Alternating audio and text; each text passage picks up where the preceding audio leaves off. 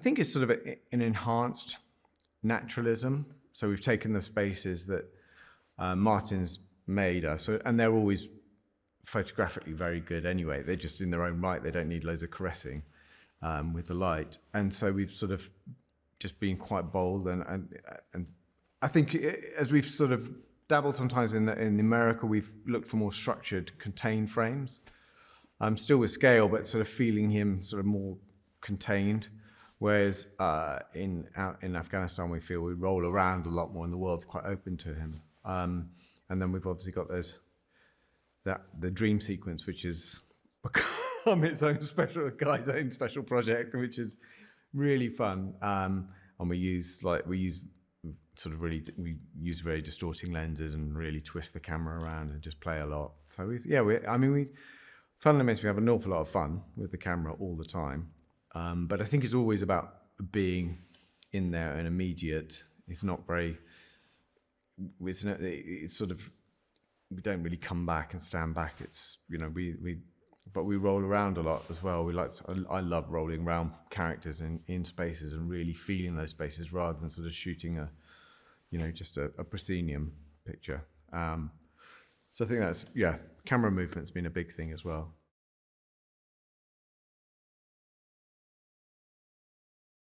I love the energy and the pace on this set. It is immense fun. It's very freeing. So often on sets you can get bogged down and people worry about certain things or certain scenes, or you're not scenes, but just like a moment. And the thing about Guy is he understands his edit so well that he knows when he can move at pace and he knows when he has to slow down. And so there's a great energy.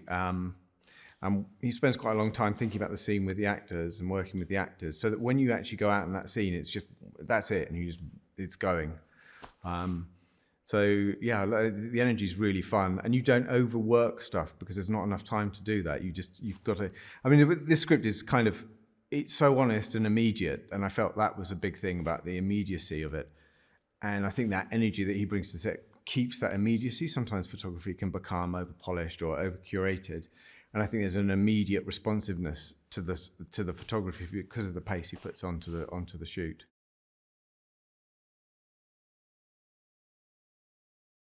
Tim Hetherington's work, who is was a brilliant war photographer and also made a documentary called Restrepo. I think I always say it wrong, but he made a film called Restrepo, which is a documentary about a bunch of Americans on an outpost, and I felt like a lot of the references of that were really, really interesting. The way he shoots and the wideness to it, and I think he was always sort of.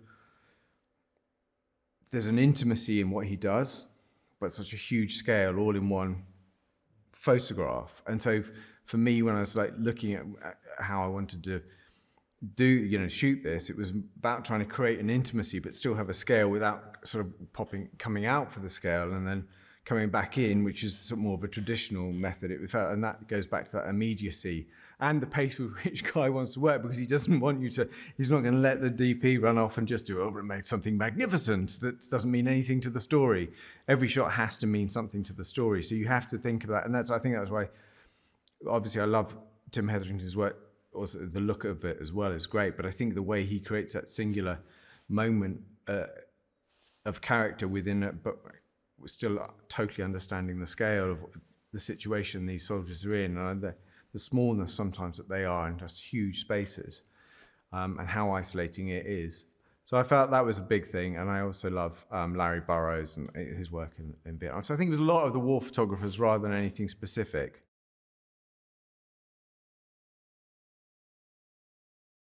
It's great shooting in the desert. I've done a few jobs in the desert. Normally the light is the biggest issue time of day, but we've been really lucky that we're shooting it early in the year, so you're not getting pinned with sort of really brutal light. I think for us that we've gone for locations that look great but aren't easy. I mean, the first 3 days for the crew I think was a bit of an eye-opener, and we were literally in this sort of dry riverbed in a gully, and just everything's hand carried, and it's just it's physically really tough, and I think I think it's more the practicality of just getting cameras there and stuff. I think visually it's just been, I mean, where we're shooting is just it's fantastic. So you just have to make sure you capture it.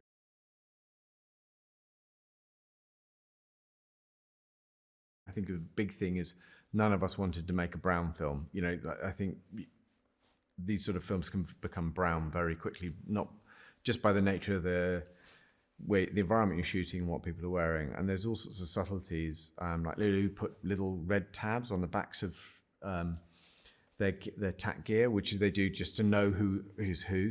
And that little hint of red just makes a massive difference to that. And Martin's done similarly with his design. You know, there's the accents of color and points of color that just give you a bite. And I think for me, we talked about that early on, and then we've tried to make sure that the look of the film has color in it as well, so that the you know, how we capture it has a richness to it and lets all the colors breathe rather than trying to do a wash or something.